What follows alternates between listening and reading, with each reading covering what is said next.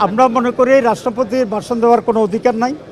স্বৈরাচারের দোসর বিএনপি কেন যে তাকে দিয়ে সব ভাষণ দেওয়াচ্ছে এটা আমাদের কাছে পরিষ্কার নয়। স্পিকারের বিষয়ে আমরা একটা সিদ্ধান্তে পৌঁছেছি নিঃসন্দেহে, তবে এটা যখন প্রস্তাব আসবে তখন এটা আমরা জানাবো।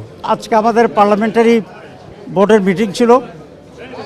মিটিংয়ে সভাপতিত্ব করছেন আমিরে জামাত এবং সংসদের বিরোধী দলীয় নেতা ডাক্তার শফিকুর রহমান।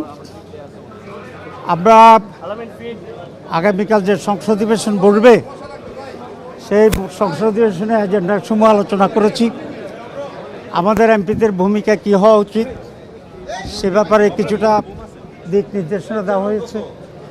যেহেতু অধিকাংশই সদস্য নতুন, সে কারণে এই সংসদের ফর্মালিটিস, তারপরে ক্রাইটেরিয়া, ক্যারেক্টার, ভাষা, এসব বিষয়ে আমরা কিছুটা তাদেরকে ব্রিফিং দিয়েছি করার জন্য। স্পিকারের বিষয়ে আমরা একটা সিদ্ধান্তে পৌঁছেছি নিঃসন্দেহে, তবে এটা যখন প্রস্তাব আসবে তখন এটা আমরা জানাবো। আমরা মনে করি রাষ্ট্রপতির ভাষণ দেওয়ার কোনো অধিকার নাই।